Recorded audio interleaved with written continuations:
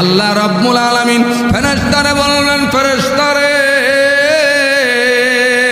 বলো বলো ফেরেশতা, আমার আর যারা কালিমা পড়ে মুসলমান হয়েছে আর কেউ কি জাহান্নামে আছে?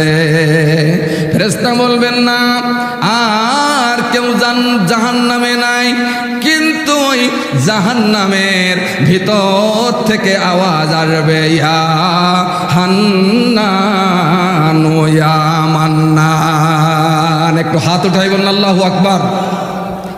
কি শব্দ আসবে? ইয়া হান্নান ইয়া মান্নান। আল্লাহ ডাক দিয়ে বলেন, ফেরেশতারে তোরা তো বললি আর কেউ অবশিষ্ট নাই জাহান্নামে, কিন্তু ওই জাহান্নামের ভিতর থেকে কে যেন আমারে হান্নান আর মান্নান বলে ডাকে, আমার আল্লাহর নাম। কে ডাকে? যা জাহান্নামের ভিতরে খুঁজে খুঁজে তাদের আর পাওয়া যাবে না, কারণ কোনটে মানুষ কোনটে পাথর এটা চেনা যাবে না। আল্লাহ রাব্বুল আলামিন হাসরের ময়দানে মানুষেরও পড়াবেন জাহান্নামের আগুনে, পাথরেরও আল্লাহ জাহান্নামের আগুনে পড়াবেন। আল্লাহ রাব্বুল আলামিন বলেন, ওয়াকুদুহান নাস ওয়াল হিজারা উইদ্দাত লিল কাফিরিন।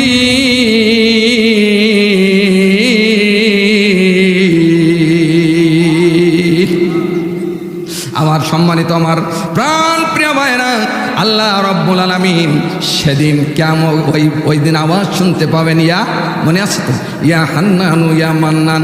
দেখো কোথায় আছে, কোথায় আছে আমার সেই বান্দা কালিমা পড়ে মুসলমান হয়েছে? কোথায় আছে আমার সেই বান্দা? যাও খুঁজে যাও, খুঁজে খুঁজে পাওয়া যাবে না।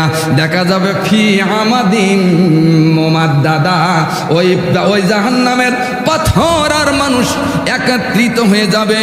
কোনটা পাথর কোনটা মানুষ চিনতে পারবে না। গোটা কেমন জাহান্নামের ভিতরে পুড়ে কয়লা হয়ে যাবে, কোটা চেনা যাবে না কোনটে মানুষ কোনটে পাথর। ফেরেশতা এবার খুঁজে খুঁজে দেখলেন যে পাথরের মধ্য হতে একটি আওয়াজ আসতে, রংটা পাথরের মতো আওয়াজ আসতেছে, ইয়া হান্নানু ইয়া মান্নান। একটু সুবহানাল্লাহ বলা যাবে না? আরো একটু জোরে বলা যাবে না সুবহানাল্লাহ? ভাইরা আমার, এই আওয়াজ যখন আসে আল্লাহ ফেরেশতা খুঁজে খুঁজে পাইলেন, বললেন রব্বুল আলামিন কোনটে মানুষ কোনটে পাথর এটা তো নির্ণয় করতে পারতেছি না। বলে দেখো কার ভিতর থেকে আওয়াজ আসে, কোন পাথরের মতো ভিতর থেকে আওয়াজ আসে, সেইটা মনে করো ওইটা হচ্ছে মানুষ। দেখলেন একটি পাথরের মতো কয়লা হয়ে গেছে, কালো হয়ে গেছে, তার ভিতর থেকে আওয়াজ আসে, ইয়া হান্নান ইয়া মান্নান। আল্লাহ ফেরেশতা বলবেন, রব্বুল আলামিন চিনতে পেরেছি কোনটে মানুষ আর কোনটা পাথর, আমি এখন এর কি করব? আল্লাহ রব্বুল আলামিন বললেন, আমার ওই রহমতের দরিয়ায় একটু গোসল করায় না। আল্লাহু আকবার। রহমতের দরিয়ায় গোসল করানো হবে। হাদিস আসছে, গোসল করানোর পরে ওখান থেকে যখন উঠাবে তখন দেখা যাবে একটা সুন্দর মানুষ, জোরে কোন সুবহানাল্লাহ। সুন্দর একটা মানুষ ওই আল্লাহর কাছে বলবেন, মালিক এরে এখন কি করব, কোথায় এনারে রাখবো? আল্লাহ ডাক দিয়ে বলবেন, ফেরেশতা রে ওরে রাখো জান্নাত আর জাহান্নামের মাঝখানে। কোথায়? জান্নাত আর জাহান্নামের মাঝখানে। এবার আল্লাহ হুকুমে ওখানে রাখবে।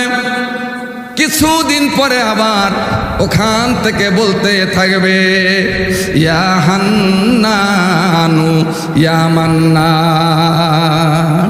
বলে ফেরেশতারে বলবেন, ফেরেশতা দেখ ও তো জাহান্নামে ছিল, ওই জাহান্নাম থেকে তারে আমি আমার রহমতের দরিয়ায় গোসল করে মানুষের রূপে পরিণত করেছি। এখন আবার কারে কেন ডাকে?